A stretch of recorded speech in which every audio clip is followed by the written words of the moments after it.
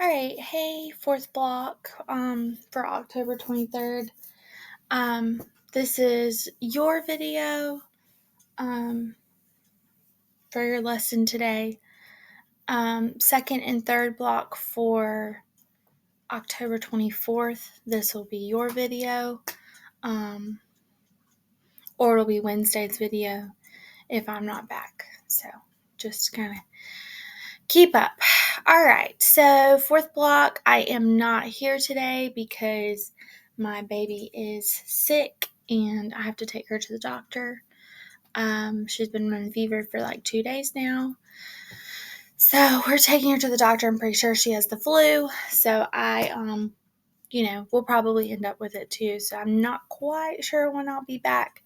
Hoping to be back Wednesday and that, this is just some kind of little virus or something she's got. But I will keep you guys updated, and I will be trying to do instructional videos for you guys so that we don't have to continue getting behind. So for today, I need for you guys to get your folders from the cart. Make sure that you have Act 3 if you don't already have it. We got pretty far last class, so we are just going to start where we left off, sorry. So if you were absent for some reason, make sure that you get a picture of someone's notes so that you'll have them, and make sure to have them written down. We obviously won't be having a quiz on Acts 1 through 3 until I get back, hopefully tomorrow or Wednesday. But you guys do have testing tomorrow, so you're supposed to have some kind of digital assignment or e-learning assignment. So I'm not really worried about that. All right, so when we left off in Act 3, we had answered the question about the list John brings and what happens to it. So ultimately, John Proctor and Giles Corey and Francis Nurse and Mary Warren have all gone to the courts to bring evidence that the girls are lying and that basically the witchcraft proceedings are fake and they need to stop. So Giles brings proof that Thomas Putnam is stealing land, and we'll talk about that in just a second because we're coming up on it. Francis Nurse and Giles and Proctor have gotten 91 people in the community to sign testifying that Martha, Elizabeth, and Rebecca are good people and they're good Christians and that they never saw them doing any work with the devil. And the people who signed are really good, respected members in the community. So what happens to those people is they end up getting arrested and now they're in trouble too. So where we left off is that Francis is upset because he promised these people that nothing bad would happen to them, and now they're getting arrested. So he's super upset. All right, so we are going to be at the very top of 1142 as soon as Francis is done speaking. No, old man, you have not hurt these people if they are of good conscience. But you must understand this, sir. A person is either with this court or he must be counted against it. There be no road between. This is a sharp time, mister. A precise time. We no longer live in a dusky afternoon when evil mixed itself with good and befuddled the world. Now, by God's grace, the shining sun is up, and them that fear not light will surely praise it. I hope you'll be one of those. And she's not hearty, I see. No. Okay, so Danforth really hits on the issue with people bringing evidence to court and also why people really didn't typically have lawyers. And that is where he says that a person is either with this court or must be counted against it. And there's no road in between. So either you agree with what the court's doing and the decisions that they make, or you don't. And if you don't, then you must be on the side of the accused. And so they automatically kind of accuse you for not agreeing with them. And so that's obviously a huge problem because a lot of people wouldn't have agreed with this. So that's why there's so many people in jail. Hello. There we go. No, sir, she's not. Mary, remember what the angel Raphael said to the boy Tobias. Remember it. Aye. Do that which is good, and no harm shall Wait come on you, mister. John, my deposition. All right, so that's the quote that John gives to Mary. Do that which is good. And, oh goodness. And no harm shall come to thee. Wait, did I do it right? Yeah. All right, so ultimately, he's just kind of reminding her that if you do the right thing, you ultimately won't be harmed because you'll be rewarded for doing the right thing. And that, you don't need to be doing the wrong thing just to get out of trouble, because ultimately, whatever happens here on earth doesn't matter. It's what happens in heaven that matters. So he reminds her of that. Okay. Give him mine. Aye. This is Mr. Corey's deposition. Oh? What lawyer drew this, Corey? You know I never hired a lawyer in my life, Hathorne. Very well phrased. My compliments, Mr. Corey. Mr. Paris, if Mr. Putnam is in the court, would you bring him here? You have no legal training, Mr. Corey? I have the best, sir. I am 33 times in court in my life, and always plaintiff, too. Oh, then you are much put upon. I'm never put upon. I know my rights, sir, and I will have them. You know, your father once tried a case of mine. Indeed. Might be 35 years ago, I think. Indeed. He never spoke to you of it. No, I don't recall it. Well, that's strange. He gave me £9 damages. He were a fair judge, your father. You see, I had a white mare that time, and this fella come to borrow the mare. Okay, so what we see here is that Giles kind of already likes Danforth because Danforth's father allowed Giles to win a case years ago. So if his father's a good judge, in Giles's mind, he must be a good judge too. There he is. Mr. Putnam has come in. I have here an accusation by Mr. Corey against you. It states that you coldly prompted your daughter to cry witchery upon George Jacobs, that is now in jail. It is a lie. Mr. Putnam states your charge is a lie, sir. What do you say to that? A fart on Thomas Putnam. That is what I say to that. Yes, well, what proof do you submit for this charge, sir? My proof is there. If Jacobs hangs for a witch, he forfeit up his property. That's law. And there is none but Putnam with the coin to buy so great a piece. This man is killing his neighbors for their land. But proof, sir, proof. The proof is there. I have it from an honest man who heard Putnam say it. The day his daughter cried out on Jacobs, he said she'd given him a fair gift of land. And then... Okay, so his proof is that according to a friend of his, if Jacobs hangs, so George Jacobs, if Jacobs hangs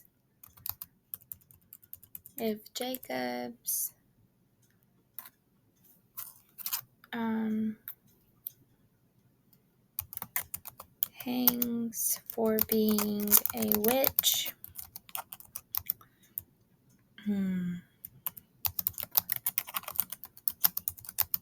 Jacobs is accused of being a witch, and they find him guilty. They will kill him, and then his land will no longer belong to him or his family.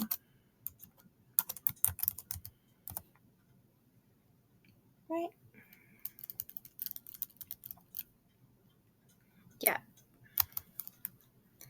because that is the law.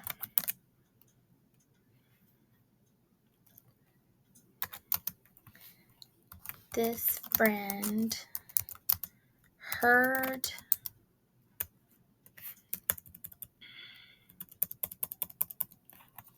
Giles's friend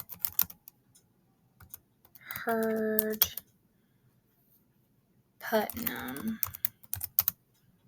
admit to accusing him. Okay, so according to a friend of his, if Jacobs is accused of being a witch and they find him guilty, they will kill him. And then his land will no longer belong to him or his family because that's the law. And that is the law. So they would lose all of their property. And then Giles's friend heard Putnam admit to accusing him. And Putnam is Jacob's neighbor and the only one with enough money to buy his land. So ultimately, if George Jacobs dies, Putnam can buy his land because he and his family can no longer own it, and then he gets to expand his property all the way to whatever George Jacobs owns. So it's a win-win for him. Okay. Name of this man. What name? The man that give you this information. Why, I cannot give you his name. And why not? You know well why not. He'll lay in jail if I give his name. This is contempt of the court, Mr. Danforth. Surely you will tell us the name. I will not give you no name. I mentioned my wife's name once, and I'll burn in hell long enough for that. I stand mute. In that case, I have no other choice but to arrest you for contempt of this court. Do you know that? This is a hearing. You cannot clap me for contempt of a hearing. Oh, it is a proper lawyer, is it? Do you wish me to declare this court in full session here? Or will you give me good reply? I cannot give you no name, sir. I cannot. You're a foolish old man. Mr. Cheever, begin the record. The court is now in session. Now I ask you, Mr. Your Honor. Corey.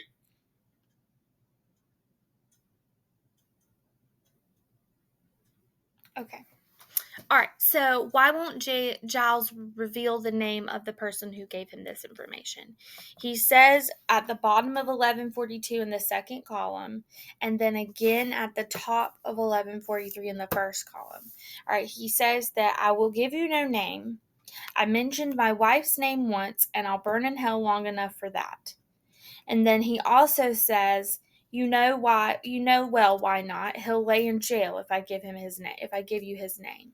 Okay, so he won't reveal the name of the person because he's already mentioned Martha's name, and now she's in jail and accused of witchcraft.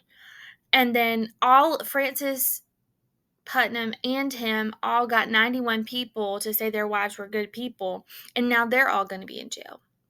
So Giles has already figured out that if someone is named, they're going to jail. And so he's like, I won't put another person in jail. I will not have that on my conscience. I feel bad enough about my wife. I'm not going to be responsible for anyone else. And he says, I stand mute. So, give me just a second because I worded this really well earlier.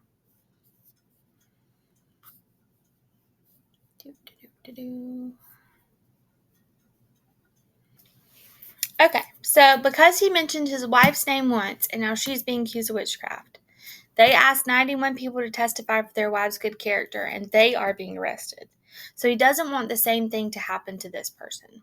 That's why he won't reveal the name. So take a few minutes to write those things. Or take a picture. I'll just kind of linger for a second. Oh.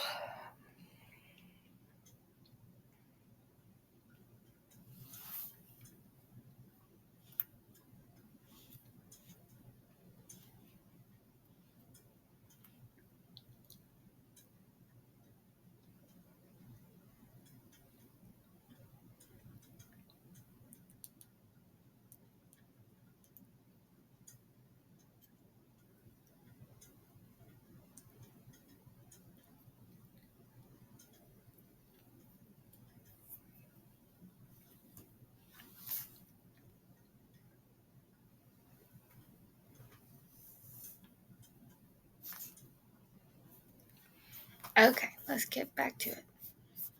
All right, so we are at the very top of 1143, and we're on the second Danforth from the top. So he says, "You're a foolish old man. Mr. Cheever, begin the record. The court is now in session. I ask you, Mr. Corey." And then Proctor breaks in.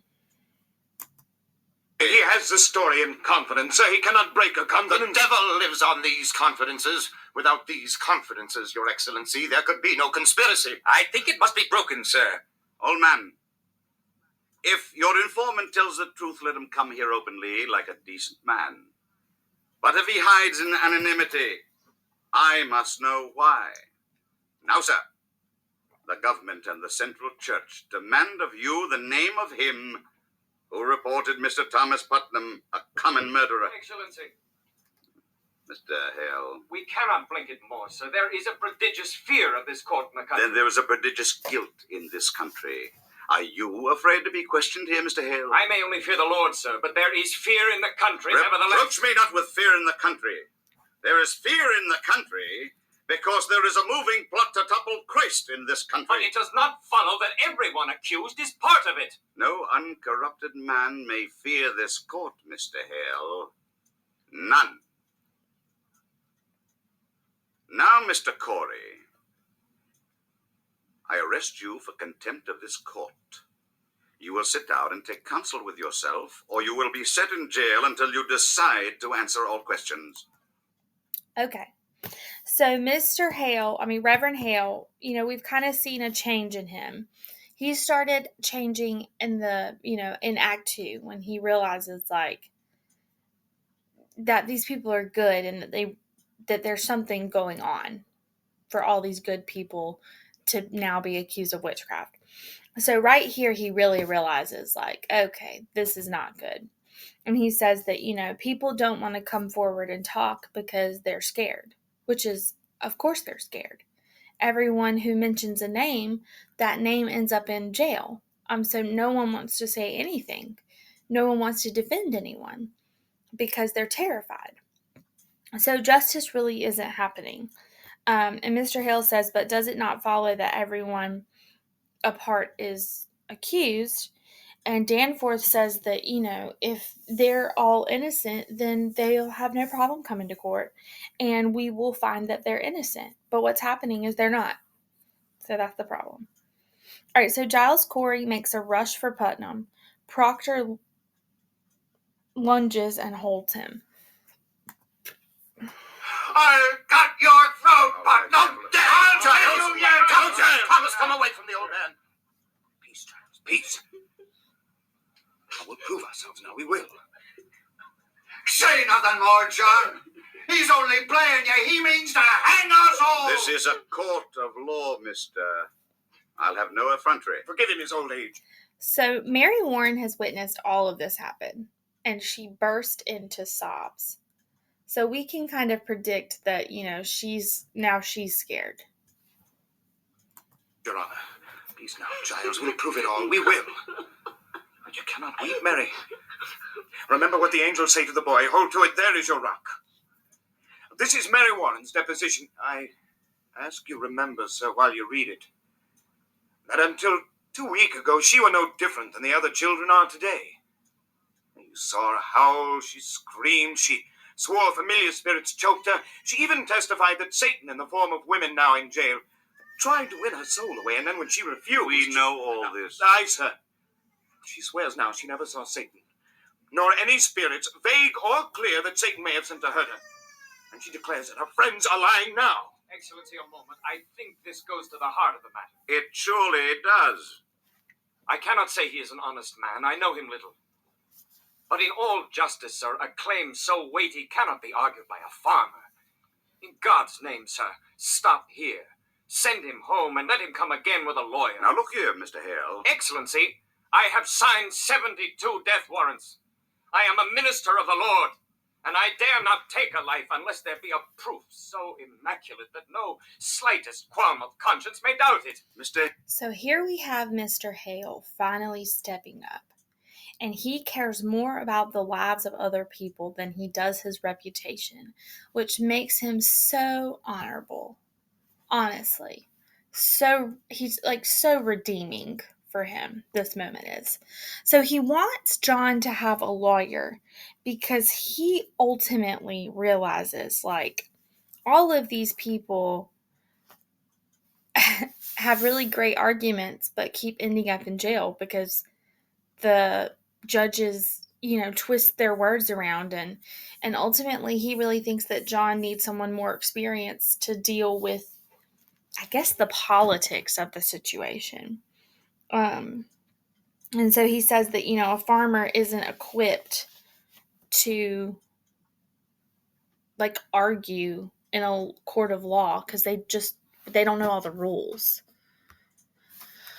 So because he doesn't know all of the rules, tactics, and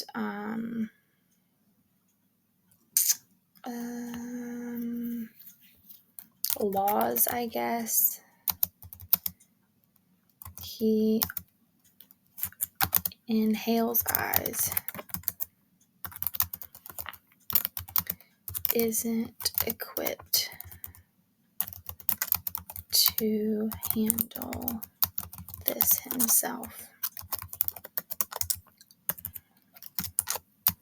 Hale has lost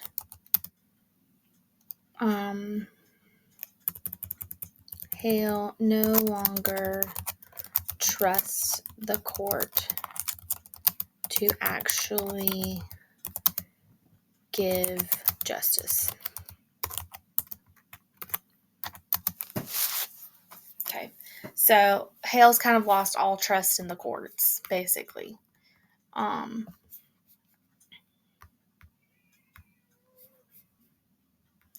Because as the witch expert, and now that he's like hearing all these testimonies, he realizes like, this is wrong.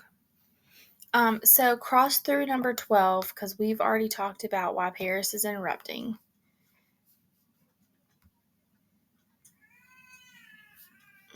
Poor baby.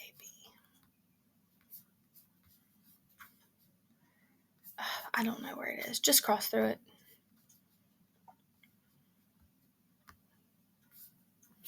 We're not going to do that. Don't do. Okay. All right, so we're going to go to number 13. Why can't Mary pretend to faint? Okay. All right, so we are at the top of... I'm having a hide in my bedroom, sorry. We're at the top of 1144. Okay, here we go. Hale, you surely do not doubt my justice. I have this morning signed away the soul of Rebecca Nurse. I'll not conceal it, sir. My hand shakes yet as with a wound. I pray you, sir, this argument let lawyers present to you. Mr. Hale, forgive me. I'm 32 years at the bar, and I myself would be confounded were I called upon to defend these people. Let you consider now. I beg you all do likewise. In an ordinary crime, how does one defend the accused? One calls up witnesses to prove his innocence. But witchcraft is ipso facto. On its face, by its nature, an invisible crime, is it not?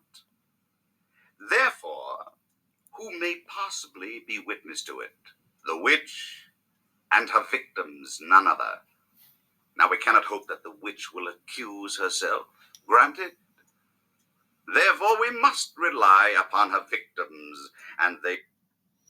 So here's the problem. Because witchcraft is an invisible crime, there is no evidence that it has happened other than the victim's testimony. So they trust the victim's testimony no matter what, which is the problem. They do testify. The children do testify. As for the witches, none will deny we are most eager for all their confessions. Therefore, what is left for a lawyer to bring out? I think I have made my point, have I not? But this child claims that the girls are not truthful, and if they are not That truthful, then... is precisely what I am about to consider, Mr. Hale. What more can you ask of me? Unless you doubt my probity. His integrity. I surely do not, sir. Let you consider it, then. Then let you put your heart to rest. A deposition, Mr. Proctor. Proctor hands it to him. Hathorn rises, goes beside Danforth, and starts reading. Paris comes to his other side. Danforth looks at John Proctor, then proceeds to read. Hale gets up, finds position near the judge, and reads too. Proctor glances at Giles. Francis prays silently, hands pressed together. Cheever waits placidly, the sublime official dutiful. Mary Warren sobs once. John Proctor touches her hand reassuringly. Presently Danforth lifts his eyes, stands up, takes out a handkerchief, and blows his nose. The others stand aside as he moves in thought toward the window.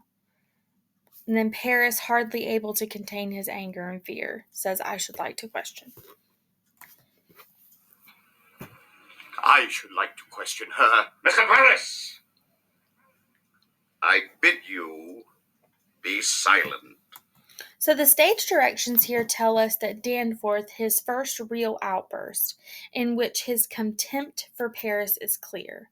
So it's clear that Judge Danforth, doesn't like Paris. Okay, so it's very obvious that Mr. Danforth really doesn't like Reverend Paris.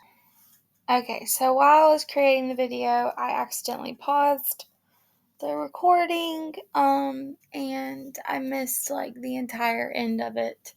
So I don't know exactly where I stopped. But we're gonna start right here at this moment.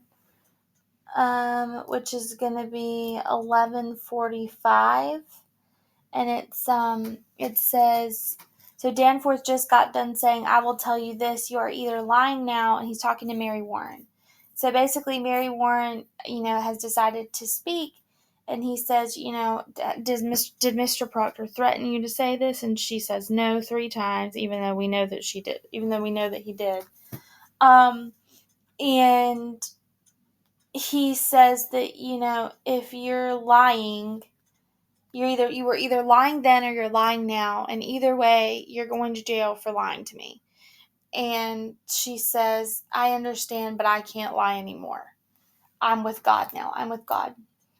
And so she's upset because she knows this isn't going to end well. And so Danforth says, "Nobody can leave the court. Bring the girls in." And Cheever says, "Ruth Putnam's not in the court, sir. Nor the other children. So it's just the older girls that are left." Okay. Things either. Now, children, this is a court of law. The law based on the Bible writ by Almighty God, forbids the practice of witchery and describes death as a penalty thereof. But likewise, children, the law and the Bible damn all bearers of false witness. Now, it does not escape me that this deposition may be devised to blind us. It may very well be that Mary Warren has been conquered by Satan and sent here to distract our sacred purpose. If so, her neck will break for it. But if she speak true, I bid you drop your guile and confess your pretense. A quick confession will go easier for you. Abigail Williams, rise. Is there any truth in this? No, sir. Children, a very auger bit will now be turned into your souls until your honesty is proved. Will either one of you change your position, or do you force me to hard questioning? I have naught to change, sir. She lies. You will go on with this, Mary Warren? Aye, sir. A puppet was discovered in Mr. Proctor's house, stabbed by a needle. Mary Warren claims that you sat beside her in court when she made it, you saw her make it, and witnessed that she herself stuck the needle into it for safekeeping. What say you to that? It is a lie, sir. While you worked for Mr. Proctor, did you see any puppets in that house? Goody Proctor always kept puppets. Your Honor, my wife never kept no puppets. Mary Warren confesses it was her puppet. Your Excellency, Mr. Cheever, when I spoke with Goody Proctor in that house, she said she never kept no puppets. But she said she did keep puppets when she were a girl. She has not been a girl these 15 years, Your Honor. But a puppet will keep 15 years, will it not? It will keep if it is kept. But Mary Warren declares she never saw no puppets in my house, nor anyone else. Why could there not have been puppets hid where no one ever saw them? There might also be a dragon with 5 legs, but no one has ever seen it. We are here, Your Excellency, precisely to discover what no one has ever seen. Mr. Danforth, what profit this girl to turn herself about? What may Mary Warren gain but hard questioning and worse? you are charging Abigail Williams with a marvelous, cool plot to murder. Do you know that? I do, sir. I believe she means to murder. This child murder your wife. It is no child. Now hear me, sir. In the sight of the congregation, she were twice this year put out of this meeting house for laughter during prayer. Was that laughter during prayer? Excellency, she were under Tituba's power then, but she is solemn now. Aye, now she is solemn and goes to hang people. Why, man? Surely it had no bearing on the question, sir. He charges contemplation of murder. Aye. Continue, Mr. Proctor. Mary, tell the governor how you danced in the woods. Excellency, ever since I come to Salem, this man is blackening my name. In a moment, sir. What is this dancing? Mr. Proctor? Abigail leads the girls to the wood, Your Honor. They have danced there naked. Your Honor, Mr. Paris discovered them himself in the dead of night. There's the child she is. Mr. Paris? I can only say this. I never found any of them You naked, and this man... discovered them dancing? But we know that Paris did find them naked. Remember, because we wrote it down in our notes that he was questioning Abigail in Act 1. And he said, I thought I saw someone naked. And then Mercy Lewis says that they were naked. In the woods, Abigail? Excellency, when I first arrived from Beverly, Mr. Paris told me that. Do you deny this, Mr. Paris? I do not. But I never saw any of them naked. But she have danced. Aye, sir. Excellency, will you permit me? Proceed. You say you never saw no spirits, Mary. Were never threatened or afflicted by any manifest of the devil or the devil's agents? No, sir. And yet, when people accused of witchery confronted you in court, you would faint, saying their spirits came out of their bodies and choked you. You were pretense, sir. I cannot hear you. Pretense, sir. But you did turn cold, did you not? I myself picked you up many times in your skin. What I see, Mr. Danforth. Yes, I've seen that many times. She only pretended to faint, Excellency. They're all marvelous pretenders. Then can she pretend to faint now? Now, Why not? Now there are no spirits attacking her, for none in this courtroom is accused of witchcraft. Let her turn herself cold now. Let her pretend she is being attacked now. Let her faint. Faint! Faint? Aye, faint! And prove to us how you pretended so many times in this courtroom. I cannot faint now, sir. can you not pretend it? I have no sense of it now. Why? What is lacking now? I cannot tell. Might it be that here there were no afflicting spirits loose, but in court there were some? I never saw no spirit. Then see no spirits now, and prove to us how you can make yourself faint by your own will as you claim. I cannot do it. Then you will confess, will you not, that it were attacking spirits made you faint? No, sir. Your Honor, this is a trick to blind the court. It's not a trick. I used to faint because I thought I saw Thought you spirits. saw them? But I did not, Your Honor. How could you think you saw them unless you saw them? I cannot tell how, but I did. I heard the other girls screaming, and you, Your Honor, you seem to believe them. It were only sport in the beginning, sir, but then the whole world cried, "Spirit, spirit!" I promise you, Mr. Danforth, I only thought I saw them, but I did not. Surely Your Excellency will not. Okay, so Mary Warren basically explained that, all the girls were screaming and acting like they saw something. The judges looked like they were scared, and it scared her. And so she kind of got overwhelmed by the emotions during the trial, and that's what allowed her to faint, is that she really was scared because of what was happening. taken by this simple lie. Abigail, I bid you search your heart and tell me this. But beware of it, child. To God every soul is precious, and his vengeance is terrible on them who take life without cause. Is it possible the spirits you have seen are illusions only? Some deception that may have crossed your mind? Base question, sir. Child, I would have... Base I have means been stupid. hurt, Mr. Danforth. I've seen my blood running out. I've been near to murdered every day because I've done my duty pointing out the devil's people. And this is my reward to be denied, mistrusted, Child, I questioned. do not mistrust Let you you. beware, Mr. Danforth. Think you to be so mighty that the power of hell may not turn your wits? Beware of it. There is... Okay, so she basically says, she's kind of threatening him and says, don't think that the devil can't get into your mind and change you. Even though Mr. Hale's already said that minister can't be won by the devil or something like that. But Abigail is basically like saying, yeah, the devil might be toying with your mind, blah, blah, blah. And then she starts pretending. And it says, suddenly from an accusatory attitude, her face turns, looking into the air above, and it is truly frightened. So the pretending is going to start.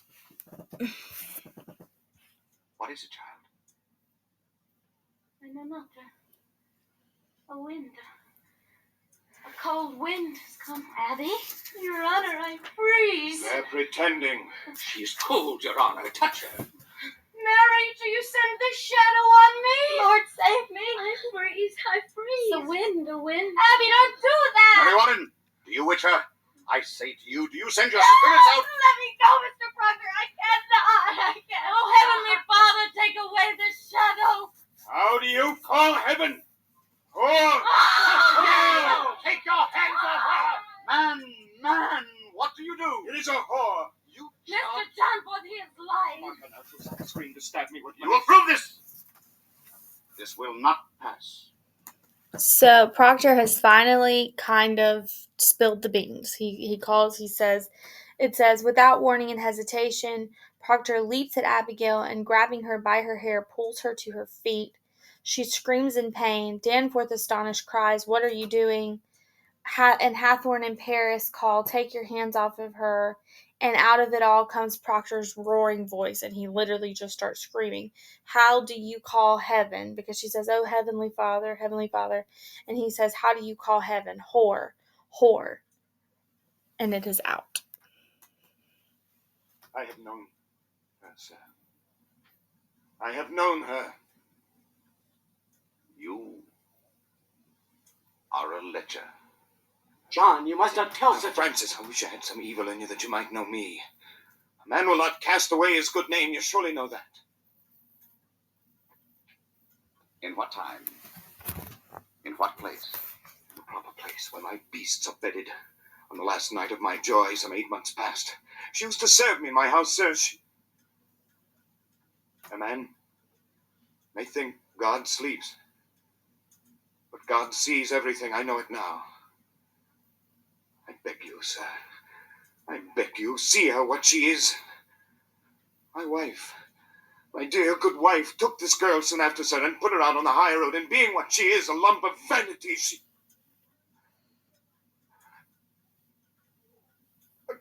Excellency, forgive me. Forgive me. She thinks to dance with me on my wife's grave. And well she might, for I thought of her softly. God help me, I lusted, and there is a promise in such sweat. But it is a whore's vengeance, and you must see it, sir. I set myself entirely in your hands. I know you must see it now.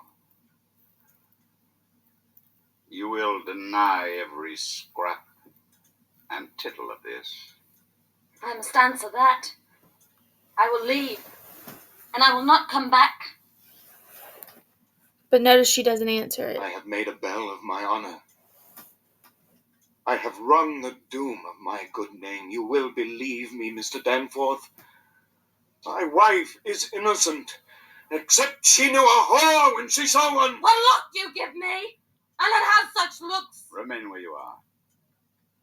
Mr. Paris, go into the courtroom and bring good wife Proctor here. Your Excellency. Bring her here.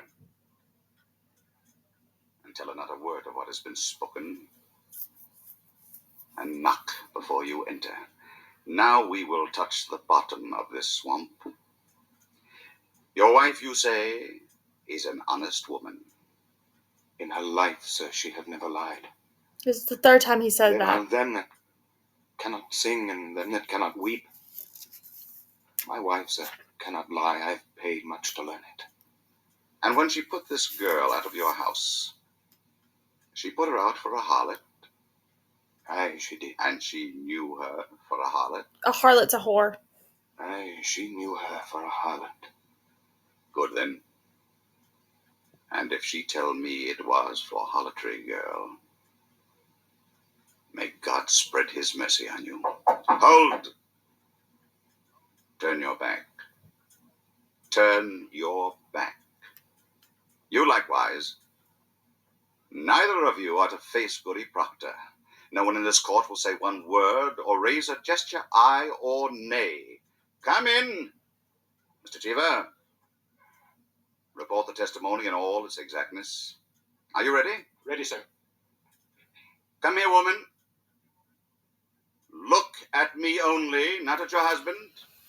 In my eyes only. Good, sir. We are given to understand that one time you dismissed your servant, Abigail Williams. That is true, sir. For what cause did you dismiss her? Look at me, woman, not at your husband. The answer is in your memory. You need no help to give it to me. Why did you dismiss Abigail Williams? She dissatisfied me and my husband. In what way dissatisfied you? She was... Look at me, woman. Was she slovenly? Was she lazy? What disturbance did she cause? Your Honor, in that time I was sick and My husband is a good and righteous man. He's never drunk, as some are, nor wasting his time at the shovel board, but always at his work. But in my sickness, you see, sir, I were a long time sick after my last baby, and I thought I saw my husband somewhat turning from me, and... So notice she's answering his question, but she doesn't want to drag John's name through the dirt, and she doesn't really feel right telling everyone his sins because that's his job. And so she basically says, like, yes, he cheated on me, but she does it in a way that she's still trying to save his reputation for him and, like, make excuses for his behavior. This girl... Look at me. Yes, sir. Abigail Williams... What of Abigail Williams? I came to think he fancied her, and so one night I lost my wits, I think, and I put her out on the high road. Your husband, did he indeed turn from you? My husband is a goodly man, sir. Then he did not turn from you? He... Look at me, woman. To your own knowledge, has John Proctor ever committed the crime of lechery? Answer me. Is your husband a lecher? No, sir. Marshal, remove her. Elizabeth. She has spoken, remove her. Elizabeth, I have confessed it. Oh, God! She only thought to save my name. Excellency, it is a natural lie to tell. I beg you, stop now before another is condemned. I may shut my conscience to it, no more. Private vengeance is working through this testimony. From the beginning, this man has struck me true. By my oath to heaven, I believe him now. And I pray you call back his wife. This woman has not spoken. Okay, so Elizabeth lies for the first time. Remember, he says 3 times she's never lied.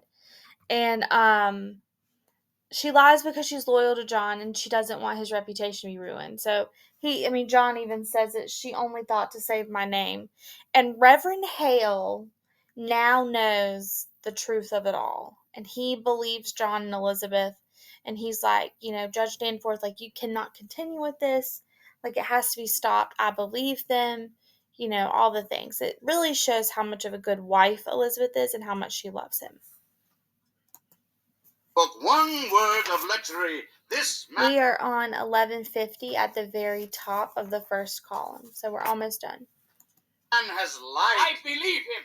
This girl has always struck me false, sir. She has... What is the child? All right, so now Abigail, with a weird, wild, chilling cry, screams up to the ceiling. What is it? Child! Be gone, What's I said. there? Okay, so Danforth says, "What is it, child?" But Abigail, pointing with frightened eyes, her awed face toward the ceiling. The girls are doing the same. And now Hathorne, Hale, Putnam, Cheever, Herrick, and Danforth do the same. And he says, "What's there?" He lowers his eyes from the ceiling, and now he is frightened, so he's frightened. There is real tension in his voice, and he says, "Child." She is transfixed with all the girls. She is whimpering, open-mouthed, agape at the ceiling. And he says, "Girls, why do you..." And then Mercy Lewis starts it off. Child, girls, why do you... It's on the beam behind the rafter. Where? Why do you come, yellow bird? Where's a bird? I see no bird. My face. My face. Mr. Hale. White man. But- Do you see a bird? God made my face. You cannot want to tear my face. Envy is a deadly sin, Mary. Abby. Oh, Mary, this is a black art to change your shape.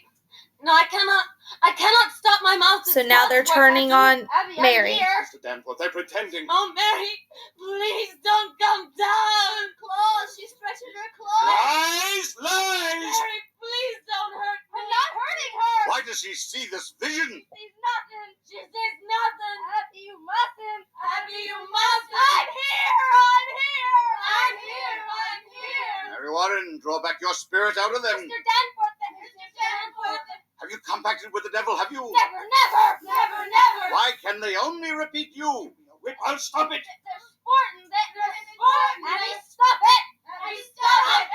Stop it. Stop A little it. while ago you were afflicted, now it seems you afflict. So as we can see, the girls are very convincing. They're repeating every word she says, all the things. So Mary Warren, screaming at the top of her lungs and raising her fist, yells, "Stop it," and the girls mimic the behavior. Mary Warren, utterly confounded and becoming overwhelmed by Abigail's and the girls' utter conviction, starts to whimper. Hands half raised, powerless, and all the girls begin whimpering exactly as she does. Afflict others, where do you find this power? I have no power. I have no power. They're calling you. Why sir. have you turned back these last 2 weeks? Have you seen the devil? Have you... cannot believe him. Mary, goddamns all liars. Have you seen the devil? Have you compacted with Lucifer? Have you... Goddamns liars, Mary. I cannot understand you. What do you say? You will confess or you will hang. No. Do you know who I am? I say you will hang if you do not open with me. Mary, remember the angel do that which is good and no harm. The wings are spreading. Oh, Mary, oh, don't. Oh, I please, see nothing, please, Your Honor. Where do you find this power? Speak. She's going to come down. She's walking the beam. Will you I speak? cannot. Cast the devil out, child. Look him in the face. Trample him. We can Look save you. out. You must stand fast against him. She and all the girls run to one wall, shielding their eyes, and now, as though cornered, they let out a gigantic scream. And Mary, as though infected, opens her mouth and screams with them. So we actually see this at play, right? She gets overwhelmed by what they're doing and starts to do the same thing with them too. Gradually, Abigail and the girls leave off until Mary is left there. So they quit faking, and they just leave her there standing by herself. And she's looking up at the ceiling at the bird that's not there. And they all watch her, horrified by this evident fit, and Proctor walks over to her. So he's going to say, "Mary, tell the Governor Warren what they..." And he has hardly gotten a word out when seeing him coming for her, she rushes out of his reach, screaming in horror. But remember, she is genuinely scared of Mr. Proctor because he has not been very nice to her.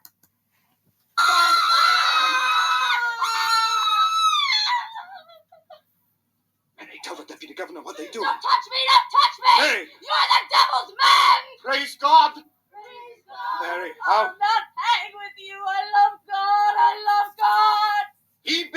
the devil's work? He come at me by night and every day to sign. Sign what? The devil's book? He come with a book? My name. He want my name. I'll murder you. He says if my wife hangs, we must go and overthrow the court, he says. Mr. Hale. He wake me every night. His eyes like coals and his fingers claw my neck and I sign. Excellency, this child. Okay, so Mary Warren's not lying. John Proctor really did tell her that he would bring her guts to her neck before his wife died for him. And so he basically does threaten to kill her if she doesn't cooperate with him. And he's also beat her several times and just really has not been very nice to her. So none of this that she's actually saying about him is a lie. So she recants her admission and turns on John because she realizes that if she doesn't, the girls will make it look like she's a witch and have her killed too. So Danforth's head jerks toward Proctor in shock and horror in his face. Proctor turns, trying to appeal to Mr. Hale and get him to make it stop. And then Mary Warren says he wakes me every night, his eyes like coals, and his fingers like claws on my neck, and I sign. And then Mr. Hale says, Excellency, this child's gone wild. And Proctor, as Danforth's wide eyes pour on him, says, Mary, Mary. And she screams at him, and this is the end. Child's gone wild, Mary. No, I love God. I go your way no more. I love God. I bless God. Sobbing, Abby. she rushes to Abigail. Abby, I'll never hurt you more. They watch as Abigail, out of her infinite charity, and we know she's just being a manipulative little girl, reaches out and draws the sobbing Mary to her and then looks up at Danforth like, see? What are you, mister? You are combined with Antichrist, are you not? I have seen your power, you cannot deny it. What say you, mister? Excellency. I will have no more from you, Mr. Hale. Will you confess yourself befouled with hell? Or will you keep this black allegiance yet? What say you, mister? I say, God is dead. Hear it! Hear it! A fire is burning. I hear the boot of Lucifer. I see his filthy face, and it's my face and yours, Danforth. For them that quail to bring men out of ignorance, as I have quailed, and as you quail now, when you know in all your black hearts that this be fraud. God damns our kind especially, and we will burn together. Marshal, take him and Corey with him to jail. I denounce these proceedings. You are pulling heaven down and raising up a whore. I denounce these proceedings. I quit this court. Mr. Hale! Mr. Hale! All right, so Mr. Hale quits because he says, I'm not dealing with this. Y'all know that they're all frauds. I'm not going to be any part of this. And the last thing that John Proctor says is, you are pulling heaven down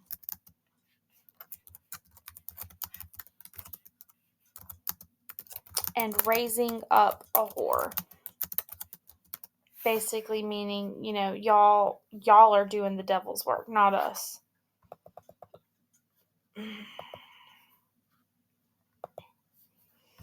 And that is the end of Act 3. So, yeah. Stay tuned for more instructions tomorrow. As for today, make sure you have all the answers to all the questions. If you guys need to, scroll back through my video, you should have plenty of time to do that. Make sure you have all the questions answered and then leave your folders. Do not take those folders home. I'm worried somebody will lose them, and I don't want to hear I lost it, blah, blah, blah. Do not take those folders home. All right, guys. Y'all have a good one. I will keep you updated on whether or not I'm going to be back or not. Bye.